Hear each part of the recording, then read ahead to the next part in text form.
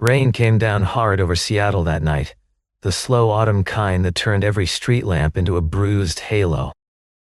Enoch Caldwell pulled his collar tighter as he stepped out of the side service door of the boutique hotel where he had just finished a 12-hour shift. He was 29 years old, a single father, an operations manager. On any other Tuesday, he would have walked straight to the parking garage and driven his daughter home. But Louisa stopped under the awning. She was 7, small for her age, hugging her backpack the way other children hugged stuffed animals. Inside that backpack was a worn paperback her mother had read aloud to her every night for the first 5 years of her life. Enoch followed his daughter's gaze across the wet sidewalk to the corner of the building, where a young woman sat huddled against the brick, soaked through, shivering, holding a bundle wrapped in a torn plastic bag against her chest as though it were a child. "Daddy," Louisa whispered. "She looks like Mommy when Mommy was sad." That was when Enoch's whole night changed, though he did not know it yet. He did not know that the woman on the wet pavement had once stood on a stage in front of 300 people and been called the future of children's literacy in the Pacific Northwest. He did not know that her name had been quietly erased from the front page of the very organization she had founded. He only knew that his daughter had stopped and that the security guard was already moving toward the woman with the flat, professional impatience that pretended to be politeness. He had been the operations manager for almost 4 years. He was good at his job because he was steady, and he was steady because he did not have a choice anymore. 2 years earlier, his wife had died after a long illness. She had been a high school librarian, a soft-voiced woman with chestnut hair who had read bedtime stories to Louisa in 3 different voices. After the funeral, something had shifted. The little girl now treated her reading homework like a wound. She would stare at the page, lips moving slightly, and then close the book and look out the window with the expression of someone trying not to cry. Her teacher had warned him 3 times that fall. Comprehension was slipping. The gap was widening. Enoch always nodded, and on the drive home he gripped the wheel a little tighter because he understood the truth nobody had said out loud. His daughter was not slow. She was simply afraid that opening a book meant hearing her mother's voice again. That Tuesday night, Louisa stopped on the wet sidewalk and pointed. The woman against the brick wall could not have been more than 28. Her dark hair was plastered to her cheek, her lips were faintly blue, and she was wearing a thin V-neck dress that had once been black and was now the color of wet stone. Over it she wore a bleached raincoat. One of her low heels had snapped at the spine. A small wheeled suitcase, also broken, sat beside her like a tired animal. None of that was what caught Louisa's attention. What caught her attention was the bundle the woman was protecting. Even in the rain, the woman kept her body curled around it, sheltering it from the worst of the water. It was a book. The hotel security guard reached her first. He told her she could not stay there, that there were facilities for people like her on 3rd Avenue. A wealthy guest stepped past Enoch then, an older man in a long coat, and said in a voice low enough to feel like advice but loud enough to carry, "Don't get involved, son. You help one, you'll have 10 on your doorstep tomorrow." Enoch was tired. He had learned, in the way most working parents learn, to choose his battles and let the rest of the city's injustices roll past him like the rain. He almost did the same thing now. Then Louisa tugged his sleeve and said, "Daddy, if she doesn't have a house, why is she still keeping the book?" He looked down at his daughter. He looked at the woman against the wall. He looked, finally, at the book wrapped in torn plastic, and he understood that his 7-year-old had asked the only question that mattered. He stepped forward. The woman flinched, which told him she had been moved along by a lot of strangers already. He kept his hands visible, kept his voice low, told her his name and that he worked at the hotel. He simply asked if she would come inside long enough to dry off. She looked up at him with eyes that had once been used to boardrooms, and what struck Enoch was that her first reaction was not gratitude. It was caution. She told him, with the diction of someone who had once given speeches, that she did not want money, did not want trouble, and would move along when the rain eased. Her voice was hoarse from the cold, but her grammar was perfect. Louisa, watching, slipped her own paperback out of her backpack and held it up. The woman blinked. Then, almost without thinking, she said the author's full name, and added, softly, "The boy in that book isn't really angry at the world, you know. He's only afraid of being left behind." She said it the way a teacher says it, and Louisa stared at her like she had just been handed a key to a locked door. Enoch made his decision then. He did not bring the woman home. He was a father before anything else.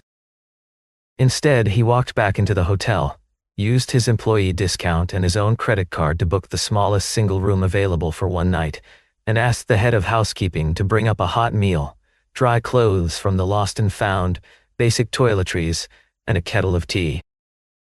He logged the transaction clearly under his own name on the internal record, so no one could later accuse him of misusing hotel resources. When he led the woman to the elevator, she asked him, very quietly, why he was helping her when he did not know who she was. He glanced at Louisa, who was holding his hand, and answered, "Because my daughter is watching. And I don't want her to grow up thinking the lesson is to step over people who are cold." The woman did not cry, exactly. But for the first time her shoulders loosened, just slightly, and she nodded once, like a person accepting a debt she intended to repay. Her name, she said when she finally said it, was Callista Bennett.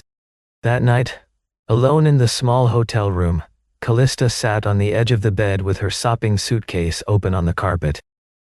Inside were a few damp papers, a creased manila envelope, and a single photograph. The photograph showed a younger version of her standing on a stage under a spotlight.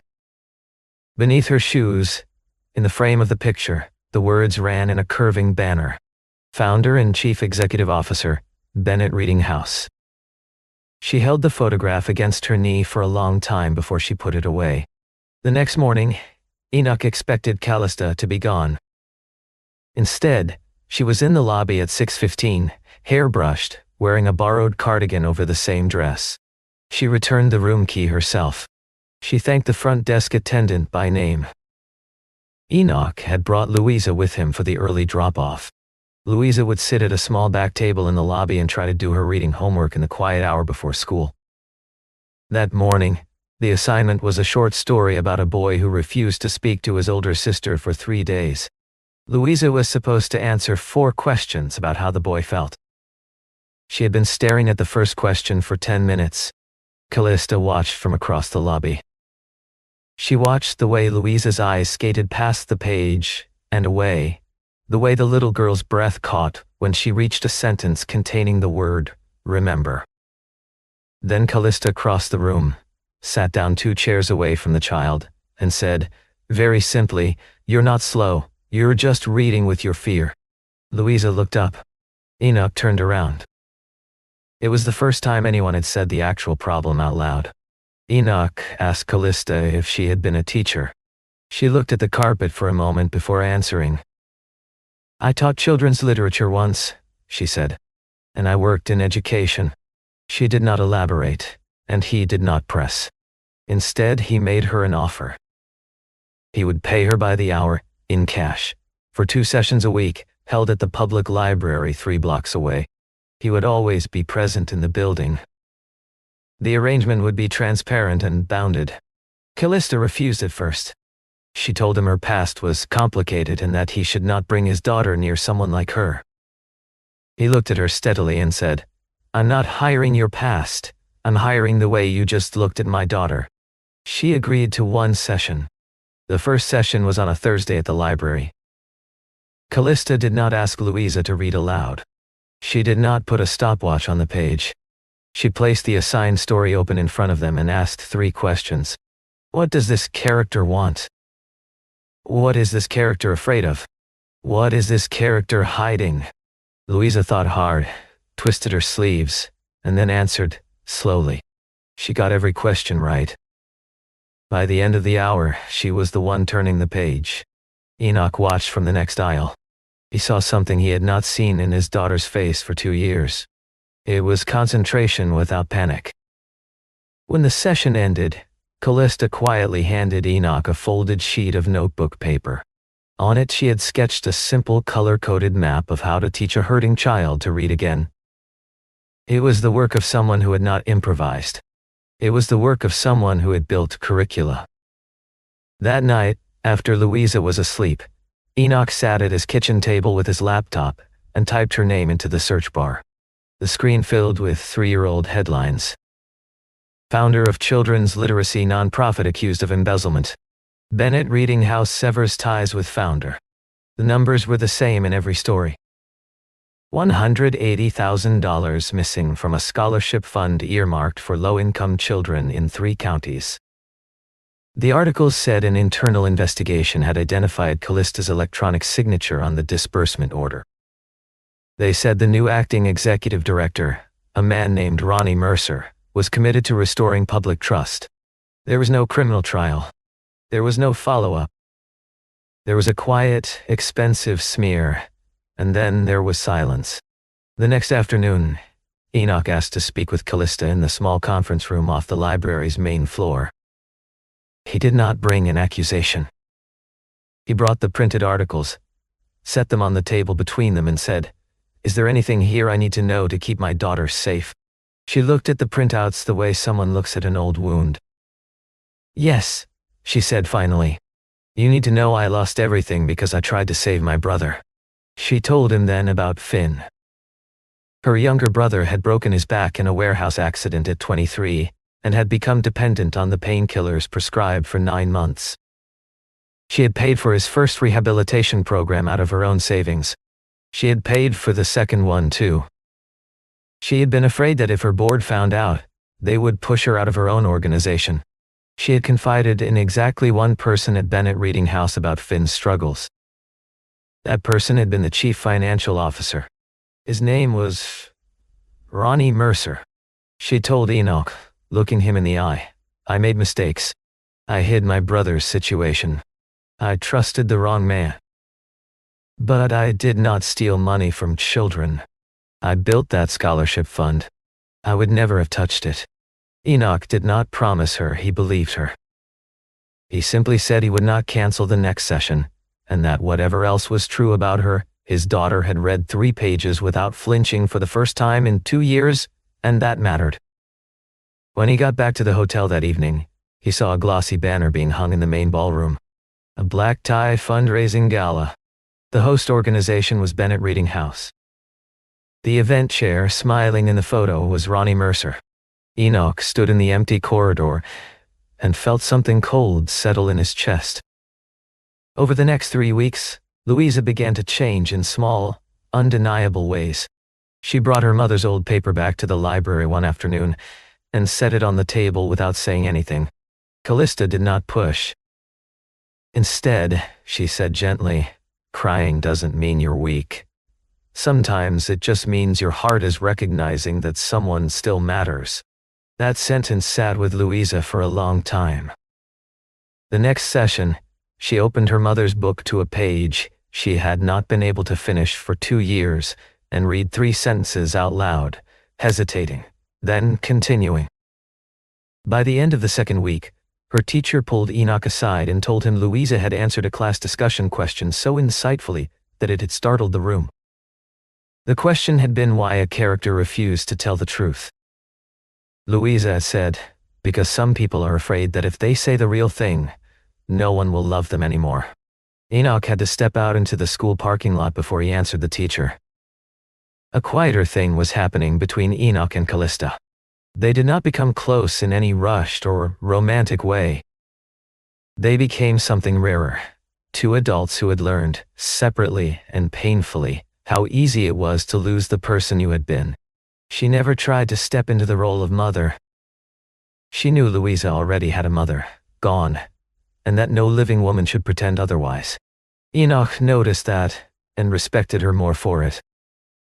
One afternoon, when Louisa asked Callista why she still carried the rain-warped book around, Callista answered, "Because when you lose everything, you need one thing left that reminds you of who you were."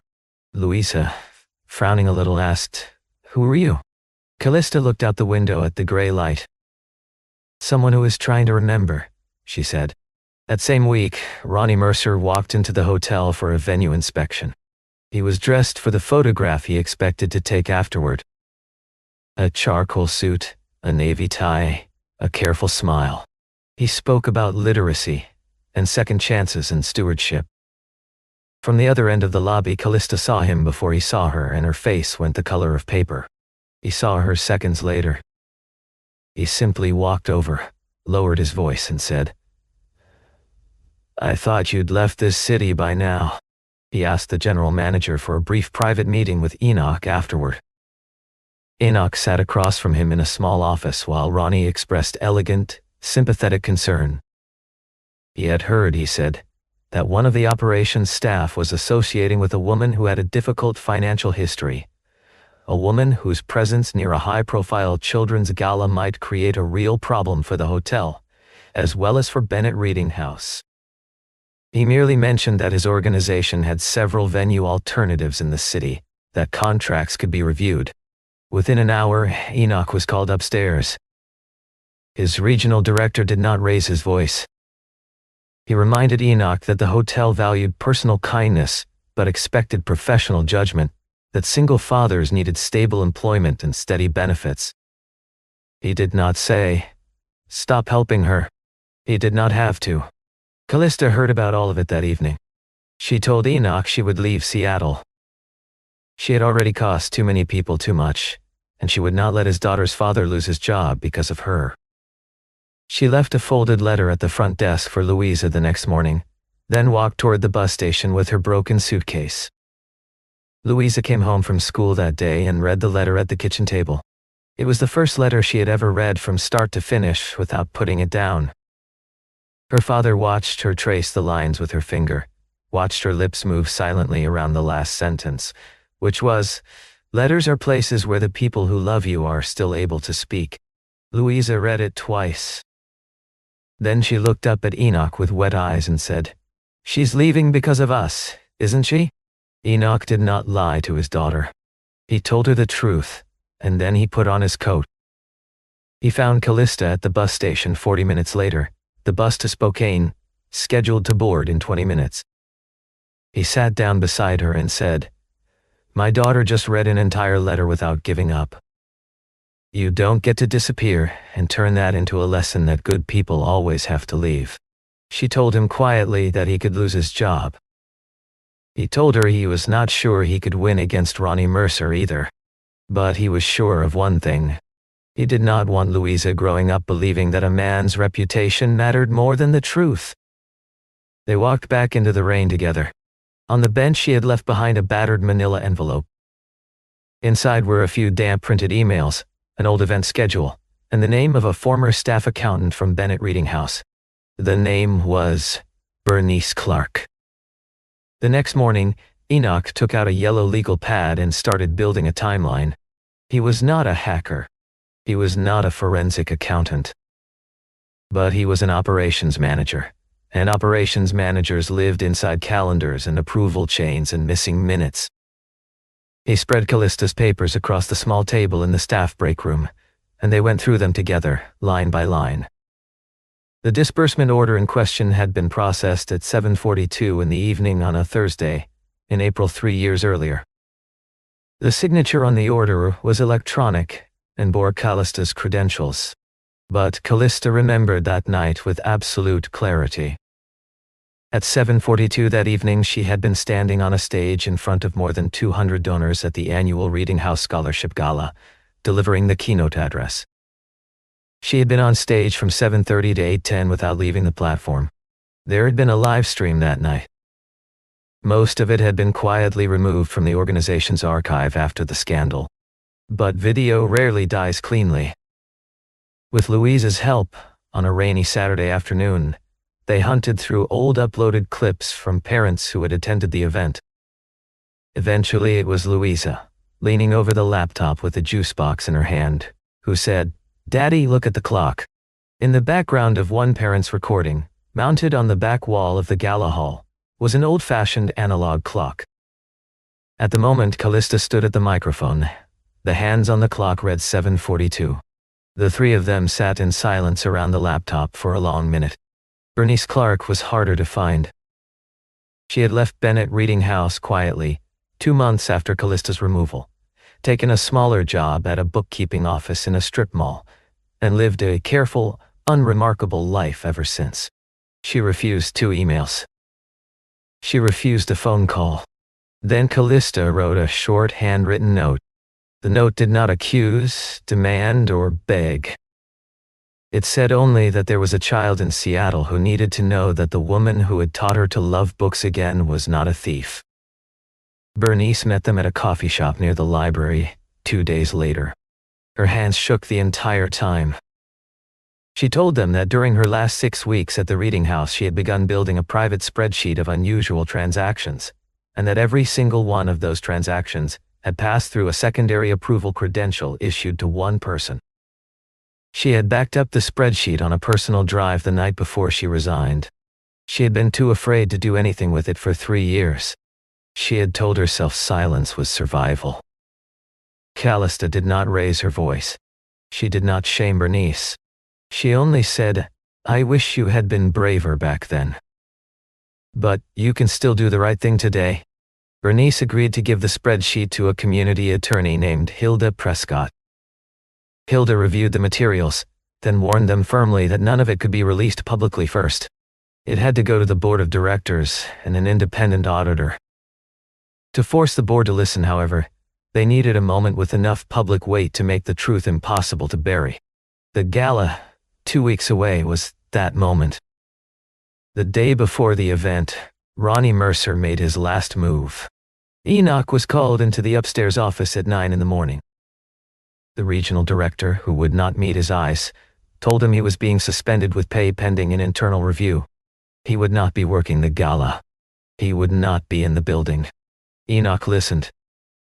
He asked one question, in the steady voice of a man who had practiced not panicking. He asked whether the suspension would affect Louisa's medical insurance. It would not for now. He nodded once and walked out. He sat in his car in the parking garage for a long time before he started the engine.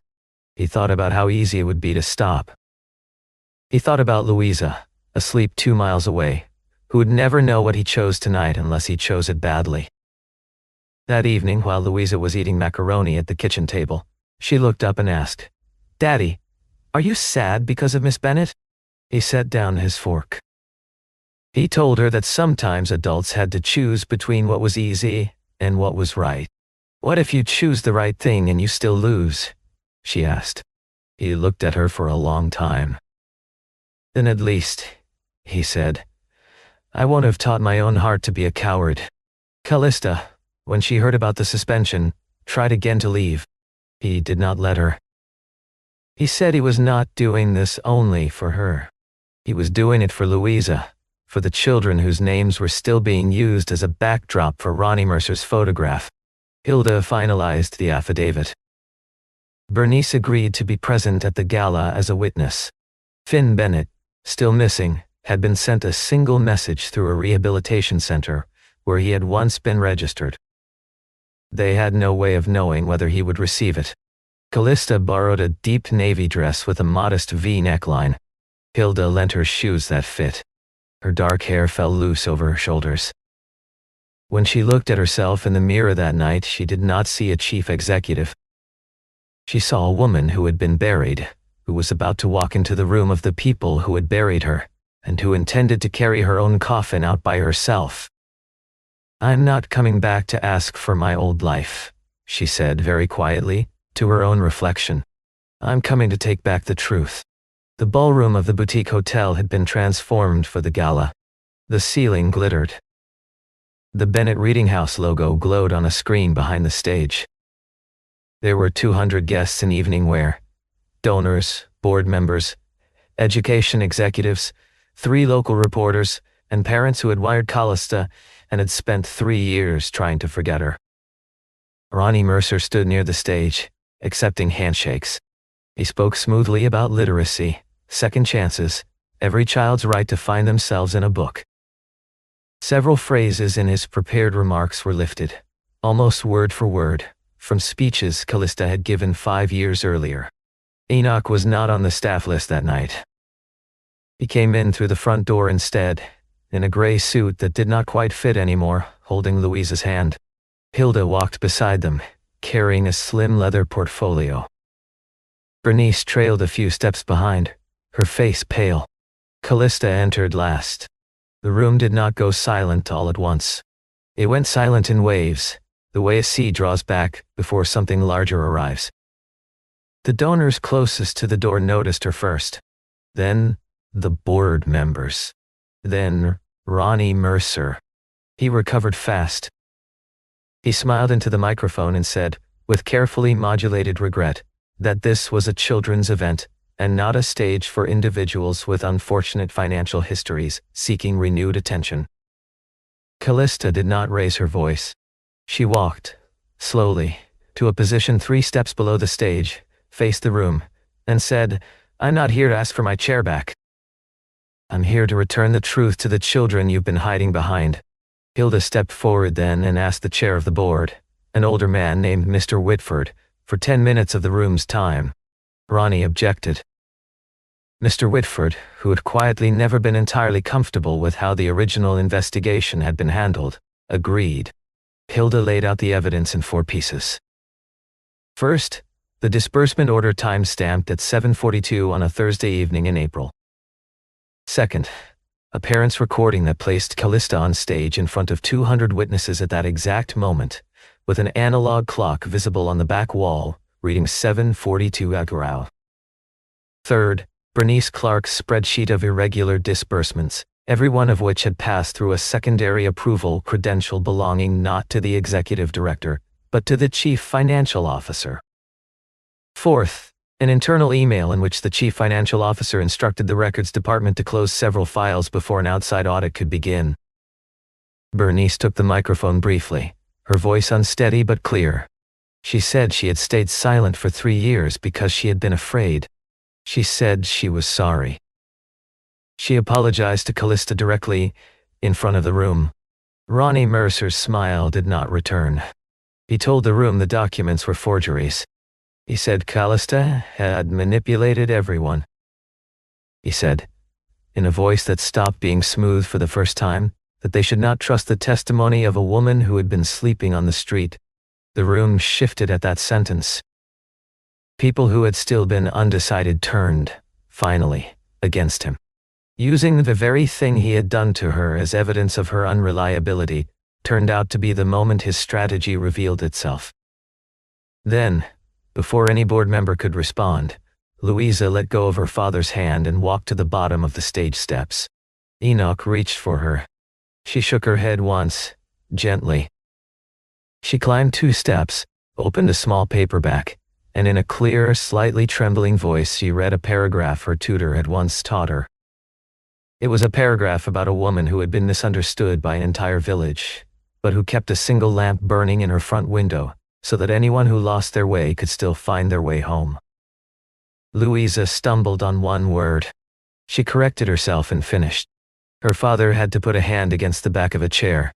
When she stepped down, the room was very quiet. Ronnie Mercer turned to leave. The ballroom doors opened. Finn Bennett walked in. He had lost weight. His coat was old. His face was the face of a man who had spent years rehearsing this moment, and almost never coming. He looked at his sister first. Then he turned to Ronnie Mercer. "You told me to disappear," he said. "I'm not going to let her take this from me anymore." Finn had not arrived by accident. Hilda's note had reached him through the rehabilitation program 6 days earlier. He had walked into a counselor's office that morning, with shaking hands, and asked, simply, whether someone could help him get to a hotel in Seattle that evening. He told the room what had happened. About the warehouse accident. About the painkillers. About how, 2 years before the scandal, Ronnie Mercer had cornered him and offered to discreetly cover the cost of his second rehabilitation stay through a private intermediary account. He told them how Ronnie had taught him, slowly, to receive small wires through that account. How Ronnie had said that this would protect Callista. How, when the scandal broke, Ronnie had told him to leave Seattle and never speak to his sister again. He had brought messages, voice recordings, and account statements he had had hidden inside an old jacket lining for 3 years. By the end of Finn's testimony, the board had no choice but to suspend Ronnie's access to all financial systems pending an independent audit. 2 security officers in quiet suits escorted Ronnie Mercer out of the ballroom. The room did not erupt. There was no cheering. Most people were too stunned, or too ashamed of how easily they had once believed the simpler story. Finally, Callista turned to her brother. Finn was crying. He told her he did not deserve forgiveness. She looked at him for a long moment. "You didn't ruin my life because you were in pain," she said.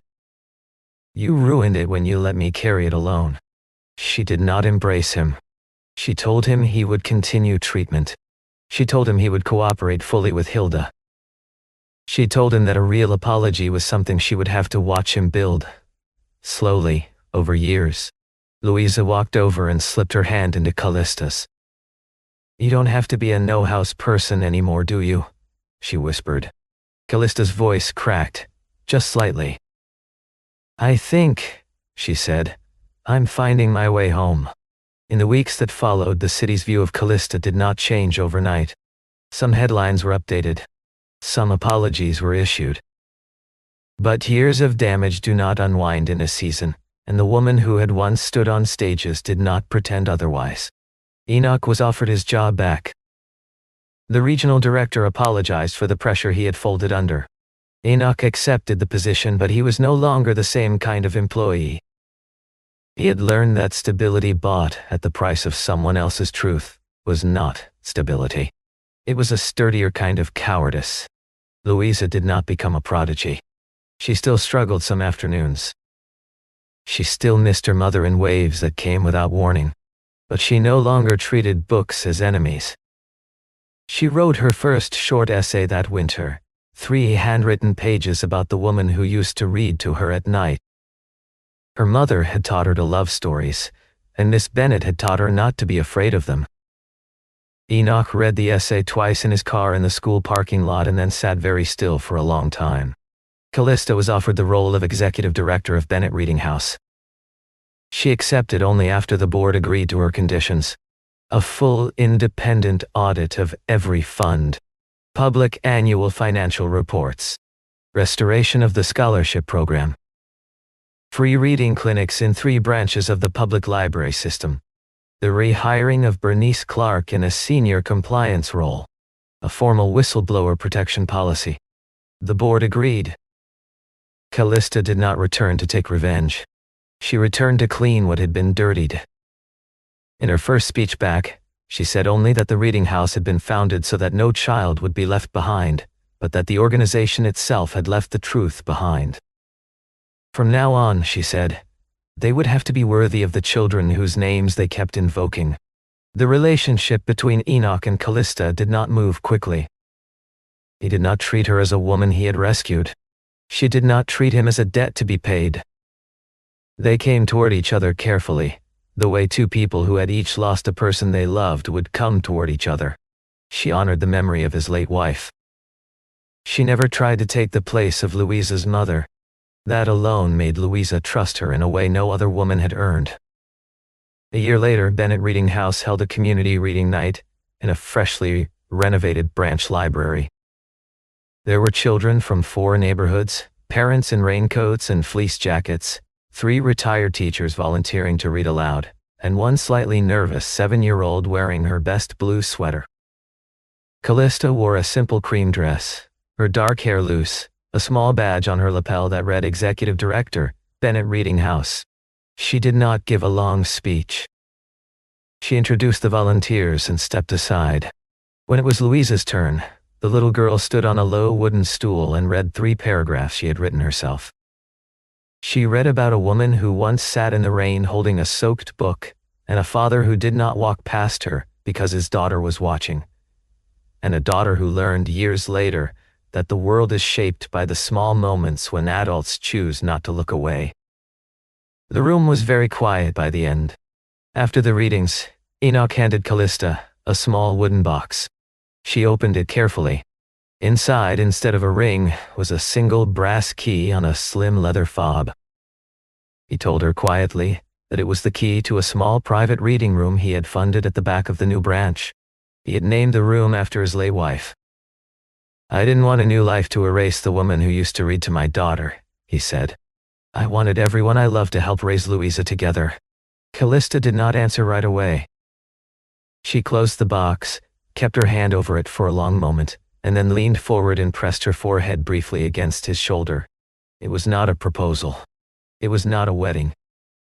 It was something quieter and, in a way, more honest.